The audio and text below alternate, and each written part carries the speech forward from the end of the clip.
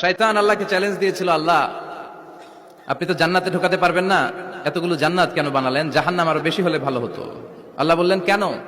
শয়তান বলে, আল্লাহ এই সবগুলার আমি ওয়াসওয়াসা দিয়ে মুনাফিক বানিয়ে নাস্তিক বানিয়ে জাহান্নামে ঢুকাবো। আমি চ্যালেঞ্জ দিলাম, ডান দিক থেকে ধোকা দেবো, বা থেকে, সামনে থেকে, পেছন থেকে, নিচ থেকে, রগের শিরা উপশিরায় ঢুকে, মাজরার দাম যেখান দিয়ে রক্ত চলাচল করে ওখানে ঢুকেও আমি ধোকা দেবো। আপনি জান্নাতে ঢুকাবেন কেমনে?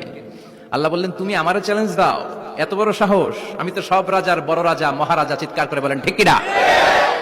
মহারাজার সাথে চ্যালেঞ্জ দেয়া যায় না। তুমি আমাকে চ্যালেঞ্জ দাও, আমিও তোমার চ্যালেঞ্জ নিলাম। তুমি আজীবন ধোকা দিবা, আজীবন তুমি গুমরা করবা, বেনামাজি বানাবা, জালিম বানাবা। কিন্তু আমার বান্দা কোন তাফসীরুল কোরআনের মাহফিলে এসে কোন এক ওয়াক্তের নামাজে মসজিদে ঢুকে, অথবা মাঝরাতে ঘুম ভেঙে গেলে তাহাজ্জুদের যায় নামাজে চোখের পানি ছেড়ে যখন ক্ষমা চাইবে, আমি সব গুনাহ মাফ করে দেব, তুই কি করবি?